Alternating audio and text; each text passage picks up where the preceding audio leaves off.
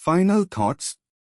मैं आपके साथ कुछ अंतिम विचार साझा करना चाहता हूँ। इस पुस्तक को लिखने का मुख्य कारण, और यह 2000 से एक बेस्टसेलर बना हुआ है, वह यह है कि मैं यह बताना चाहता था कि कैसे वित्तीय बुद्धिमत्ता बढ़ाकर जीवन की कई सामान्य समस्याओं का समाधान किया जा सकता है। बिना वित्तीय प्रशिक्षण के हम अक्सर जीवन में आगे बढ़ने के लिए पारंपरिक तरीके अपनाते हैं। कड़ी मेहनत करें, बचत करें, उधार लें और अत्यधिक कर चुकाएं। आज पहले से कहीं अधिक हमें बेहतर जानकारी की आवश्यकता है।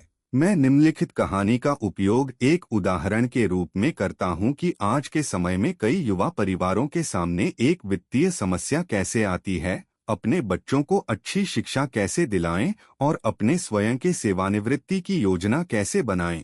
यह केवल कड़ी मेहनत से नहीं बल्कि वित्तीय बुद्धिमत्ता का उपयोग करने की आवश्यकता है। मेरे एक मित्र एक दिन इस बात की शिकायत कर रहे थे कि अपने 4 बच्चों की कॉलेज शिक्षा के लिए पैसे बचाना कितना कठिन था। वह हर महीने कॉलेज फंड में $300 जमा कर रहे थे और अब तक केवल $12,000 ही जोड़ पाए थे। उनके पास कॉलेज के लिए बचाने के लिए लगभग 12 साल और बचे थे, क्योंकि उनका सबसे बड़ा बच्चा तब 6 साल का था। उस समय फीनिक्स में रियल एस्टेट बाजार बहुत खराब था। लोग घरों को सस्ते में बेच रहे थे। मैंने अपने मित्र को सुझाव दिया कि वह कॉलेज फंड के कुछ पैसे से एक घर खरीद लें। यह विचार उन्हें रुचिकर लगा और हमने इस संभावना पर चर्चा शुरू कर दी। उनका मुख्य चिंता यह थी कि वह बैंक से दूसरा घर खरीदने के लिए क्रेडिट नहीं प्राप्त कर सकते थे, क्योंकि वह पहले से ही आर्थिक रूप से अत्यधिक व्यस्त थे। मैंने उन्हें आश्वस्त किया कि संपत्ति को बैंक के माध्यम से वित्त पोषित किए बिना अन्य तरीके भी हैं। हमने 2 सप्ताह तक एक ऐसा घर खोजा जो हमारी सभी आवश्यकताओं के अनुरूप हो। चुनने के लिए बहुत से विकल्प थे, इसलिए खरीदारी मजेदार थी। अंततः हमने एक प्रमुख इलाके में 3 बेडरूम और 2 बाथरूम वाला घर पाया। मालिक की नौकरी चली गई थी और वह उसी दिन घर बेचना चाहते थे, क्योंकि वह और उनका परिवार कैलिफोर्निया जा रहे थे, जहां एक नई नौकरी उनका इंतजार कर रही थी। मालिक $1,02,000 चाहते थे, लेकिन हमने केवल $79,000 की पेशकश की। उन्होंने तुरंत इसे स्वीकार कर लिया और 10% डाउन पेमेंट के साथ ऋण की शर्तें मान लीं। मेरे मित्र को केवल $7,900 का इंतजाम करना था। जैसे ही मालिक ने घर खाली किया, मेरे मित्र ने उसे किराए पर दे दिया। सभी खर्चे चुकाने के बाद, जिसमें मॉर्गेज भी शामिल था, उन्हें हर महीने करीब $125 का लाभ हुआ। उसकी योजना यह थी कि वह घर को 12 वर्षों तक रखे और हर महीने अतिरिक्त $125 को मुख्य ऋण राशि प्रिंसिपल में डालकर बंधक मॉर्गेज को तेजी से चुकाए। हमने अनुमान लगाया कि 12 वर्षों में ऋण का एक बड़ा हिस्सा चुका दिया जाएगा और जब तक उसका पहला बच्चा कॉलेज जाएगा तब तक वह शायद $800 प्रति माह कमा रहा होगा। वह घर को बेच भी सकता था यदि उसकी कीमत बढ़ जाती। 3 साल बाद फीनिक्स में रियल एस्टेट बाजार में भारी सुधार हुआ और उसी घर के लिए किराएदार ने उसे $1,56,000 की पेशकश की। उसने फिर से मुझसे सलाह मांगी। मैंने उसे 1031 टैक्स डेफर्ड एक्सचेंज का उपयोग करते हुए उसे बेचने की सलाह दी। अचानक उसके पास लगभग $80,000 का पूंजी हो गया। मैंने ऑस्टिन, टेक्सास में एक और दोस्त को फोन किया, जिसने इस टैक्स डेफर्ड कैपिटल गेन को एक मिनी स्टोरेज सुविधा में निवेश किया। 3 महीनों के भीतर उसने लगभग $1,000 प्रति माह के चेक प्राप्त करने शुरू किए, जिन्हें उसने कॉलेज फंड में पुनः निवेश किया। कुछ साल बाद मिनीवेयर हाउस बिक गया और उसे बिक्री से लगभग $3,30,000 का चेक मिला। उसने उन धनराशियों को एक नए प्रोजेक्ट में निवेश किया जो अब उसे प्रति माह $3,000 से अधिक की आय प्रदान करता था, जिसे वह फिर से कॉलेज फंड में डाल रहा था। अब वह अपने लक्ष्य को आसानी से पूरा करने के लिए बहुत आश्वस्त है। इस यात्रा को शुरू करने में केवल $7,900 और थोड़ी वित्तीय बुद्धिमत्ता लगी। उसके बच्चे अपनी इच्छित शिक्षा प्राप्त करने में सक्षम होंगे और वह सेवानिवृत्ति के लिए उसी संपत्ति का उपयोग करेगा जिसे उसने अपनी कानूनी इकाई में रखा है। इस सफल निवेश रणनीति के परिणामस्वरूप वह जल्दी सेवानिवृत्त हो सकेगा। इस पुस्तक को पढ़ने के लिए धन्यवाद। मुझे आशा है कि इसने आपको पैसों की ताकत का उपयोग करके उसे आपके लिए काम में लाने की कुछ जानकारी प्रदान की है। आज के समय में केवल जीवित रहने के लिए भी हमें अधिक वित्तीय बुद्धिमत्ता की आवश्यकता है। यह धारणा कि पैसे से ही पैसा बनता है वित्तीय रूप से असंवेदनशील लोगों की सोच है। इसका मतलब यह नहीं है कि वे बुद्धिमान नहीं हैं, उन्होंने बस पैसे से पैसा बनाने का विज्ञान नहीं सीखा है। पैसा केवल एक विचार है। यदि आप अधिक पैसा चाहते हैं तो बस अपनी सोच बदलें। हर स्वयं निर्मित व्यक्ति ने एक छोटे विचार के साथ शुरुआत की और फिर उसे कुछ बड़ा बना दिया। यही बात निवेश पर भी लागू होती है। शुरुआत करने और उसे कुछ बड़ा बनाने के लिए केवल कुछ डॉलर ही पर्याप्त होते हैं। मैं ऐसे कई लोगों से मिलता हूं जो अपने जीवन में एक बड़े सौदे के पीछे भागते रहते हैं या एक बड़े सौदे में निवेश करने के लिए बहुत सारा पैसा इकट्ठा करने की कोशिश करते हैं, लेकिन मुझे यह मूर्खतापूर्ण लगता है। मैंने अक्सर देखा है कि अज्ञानी निवेशक अपना बड़ा जमा पूंजी एक ही सौदे में लगा देते हैं और जल्द ही इसका अधिकांश हिस्सा खो देते हैं। वे अच्छे कामगार हो सकते हैं लेकिन अच्छे निवेशक नहीं होते। पैसे के बारे में शिक्षा और समझ महत्वपूर्ण है। जल्दी शुरू करें। एक किताब खरीदें, एक सेमिनार में जाएं, अभ्यास करें, छोटी शुरुआत करें। मैंने $5,000 की नकदी को 6 साल से भी कम समय में $1 मिलियन की संपत्ति में बदल दिया, जो प्रति माह $5,000 का नकदी प्रवाह उत्पन्न करती थी। लेकिन मैंने एक बच्चे के रूप में सीखना शुरू कर दिया था। मैं आपको सीखने के लिए प्रेरित करता हूं क्योंकि यह इतना कठिन नहीं है। वास्तव में एक बार जब आप इसे समझ जाते हैं तो यह काफी आसान है। मुझे लगता है कि मैंने अपना संदेश स्पष्ट कर दिया है। यह आपके दिमाग में क्या है, जो आपके हाथों में क्या है, इसे निर्धारित करता है। पैसा केवल एक विचार है। एक महान किताब है जिसका नाम है थिंक एंड ग्रो रिच, सोचें और अमीर बने। इसका शीर्षक कड़ी मेहनत करें और अमीर बने नहीं है। पैसे को आपके लिए कड़ी मेहनत करना सीखें और आपका जीवन आसान और खुशहाल हो जाएगा। आज सुरक्षित खेलें नहीं, समझदारी से खेलें।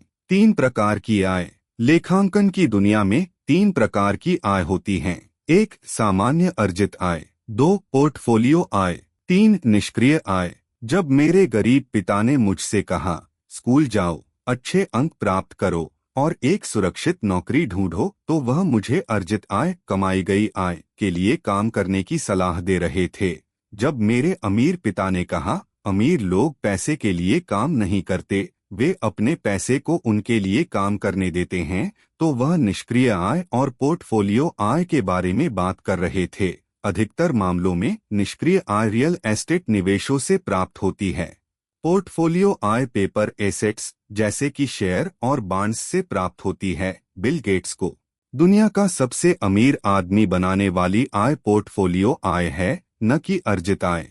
अमीर पिता कहा करते थे, धनवान बनने की कुंजी यह है कि अर्जित आय को जितनी जल्दी हो सके निष्क्रिय आय या पोर्टफोलियो आय में परिवर्तित कर लिया जाए। वह कहते थे, अर्जित आय पर सबसे अधिक कर लगता है, सबसे कम कर निष्क्रिय आय पर लगता है। यही कारण है कि आपको अपने पैसे को आपके लिए कड़ी मेहनत करने देना चाहिए। सरकार उस आय पर अधिक कर लगाती है जिसके लिए आप मेहनत करते हैं, बजाय उस आय के जिसमें आपका पैसा मेहनत करता है। मेरी दूसरी किताब rich dad's cash flow quadrant में मैं उन 4 विभिन्न प्रकार के लोगों के बारे में समझाता हूं जो व्यवसाय की दुनिया का हिस्सा बनाते हैं। वे हैं ई कर्मचारी, एस स्वरोजगार, बी व्यवसाय के मालिक और आई निवेशक। अधिकांश लोग स्कूल में ई या एस बनने के लिए शिक्षा प्राप्त करते हैं। कैश फ्लो क्वाड्रेंट इन 4 प्रकारों के मुख्य अंतर और लोगों के अपने क्वाड्रेंट बदलने के तरीके के बारे में लिखा गया है। वास्तव में हमारे अधिकतर उत्पाद बी और आई क्वाड्रेंट में लोगों के लिए बनाए गए हैं। Rich dad's guide to investing, जो रिच डैड सीरीज की तीसरी पुस्तक है, में मैं अर्जित आय को निष्क्रिय और पोर्टफोलियो आय में बदलने के महत्व के बारे में अधिक विस्तार से बताता हूँ। अमीर पिता कहा करते थे, एक वास्तविक निवेशक केवल अर्जित आय को निष्क्रिय और पोर्टफोलियो आय में परिवर्तित करता है। यदि आपको पता है कि आप क्या कर रहे हैं, तो निवेश जोखिम भरा नहीं है, यह केवल सामान्य समझ है। वित्तीय स्वतंत्रता की कुंजी। वित्तीय स्वतंत्रता और महान संपत्ति की कुंजी यह है कि किसी व्यक्ति की अर्जित आय को निष्क्रिय और या पोर्टफोलियो आय में बदलने की क्षमता हो। मेरे अमीर पिता ने माइक और मुझे इस कौशल को सिखाने में बहुत समय लगाया। इस क्षमता के कारण ही मेरी पत्नी किम और मैं आर्थिक रूप से स्वतंत्र हैं और कभी काम करने की आवश्यकता नहीं पड़ती। हम काम करना जारी रखते हैं क्योंकि हम इसे चुनते हैं। आज हम एक रियल एस्टेट निवेश कंपनी के मालिक हैं, जो निष्क्रिय आय के लिए है और पोर्टफोलियो आय के लिए निजी निवेशों और प्रारंभिक सार्वजनिक पेशकशों (IPO) में भाग लेते हैं। हमने एक वित्तीय शिक्षा कंपनी बनाने के लिए फिर से काम करना शुरू किया ताकि हम किताबें और खेल बनाना और प्रकाशित करना जारी रख सकें। हमारे सभी शैक्षिक उत्पादों का उद्देश्य वही कौशल सिखाना है जो मेरे अमीर पिता ने मुझे सिखाए थे। अर्जित आय को निष्क्रिय और पोर्टफोलियो आय में बदलने के कौशल। हमारे द्वारा बनाए गए खेल महत्वपूर्ण हैं क्योंकि वे उन चीजों को सिखाते हैं जो किताबें नहीं सिखा सकती। उदाहरण के लिए, आप केवल किताब पढ़कर साइकिल चलाना नहीं सीख सकते। हमारे वयस्कों के लिए कैश फ्लो गेम्स और बच्चों के लिए कैश फ्लो फॉर किड्स का खेल खिलाड़ियों को अर्जित आय को निष्क्रिय और पोर्टफोलियो आय में बदलने के बुनियादी निवेश कौशल सिखाने के लिए डिजाइन किया गया है। ये लेखांकन और वित्तीय साक्षरता के सिद्धांतों को भी सिखाते हैं। ये खेल दुनिया में ऐसे एकमात्र शैक्षिक उत्पाद हैं जो लोगों को इन सभी कौशलों को एक साथ सिखाते हैं। कैश फ्लो 202 कैश फ्लो 101 का उन्नत संस्करण है और इसे खेलने के लिए 101 का खेल बोर्ड और 101 की पूरी समझ की आवश्यकता होती है। कैश फ्लो 101 और कैश फ्लो फॉर किड्स बुनियादी निवेश के सिद्धांतों को सिखाते हैं, जबकि कैश फ्लो 202 तकनीकी निवेश के सिद्धांतों को सिखाता है। तकनीकी निवेश में short selling, call options, put options और स्ट्रैडल्स जैसी उन्नत ट्रेडिंग तकनीकें शामिल हैं। जो व्यक्ति इन उन्नत तकनीकों को समझता है, वह बाजार के ऊपर जाने और नीचे आने पर भी पैसा कमा सकता है। जैसा कि मेरे अमीर पिता कहते थे, एक असली निवेशक ऊपर की ओर बढ़ते और नीचे की ओर गिरते दोनों ही बाजार में पैसा कमाता है। यही कारण है कि वे बहुत अधिक पैसा कमाते हैं। वे अधिक पैसा कमाते हैं, इसका एक कारण यह है कि उनमें आत्मविश्वास अधिक होता है। अमीर पिता कहते थे, उनमें आत्मविश्वास अधिक होता है क्योंकि उन्हें पैसे खोने का डर कम होता है। दूसरे शब्दों में, औसत निवेशक उतना पैसा नहीं कमा पाता क्योंकि उसे पैसे खोने का बहुत डर होता है। औसत निवेशक यह नहीं जानता कि खुद को नुकसान से कैसे बचाया जाए, और यही कैश फ्लो 202 सिखाता है। औसत निवेशकों को निवेश जोखिम भरा लगता है क्योंकि उन्हें पेशेवर निवेशक बनने के लिए औपचारिक प्रशिक्षण नहीं मिला होता। जैसा कि अमेरिका के सबसे अमीर निवेशक वॉरेन बफेट कहते हैं, जोखिम वहीं से आता है जब आपको नहीं पता होता कि आप क्या कर रहे हैं। मेरे बोर्ड गेम्स बुनियादी और तकनीकी निवेश के सरल मूलभूत सिद्धांत सिखाते हैं, जबकि लोग खेल का आनंद भी लेते हैं। मैं कभी कभी किसी को यह कहते हुए सुनता हूँ, आपके शैक्षिक खेल महंगे हैं, जो ROI रिटर्न ऑन इन्वेस्टमेंट या चुकाए गए मूल्य के लिए वापस मिलने वाले लाभ का सवाल उठाता है। मैं सिर हिलाता हूँ और जवाब देता हूँ, हाँ, वे महंगे हो सकते हैं, खासकर जब मनोरंजन बोर्ड गेम्स से तुलना की जाए, लेकिन मेरे गेम्स एक कॉलेज शिक्षा जितने महंगे नहीं हैं, जहां आपको जीवन भर अर्जित आय के लिए कड़ी मेहनत करनी पड़ती है, अत्यधिक कर चुकाना पड़ता है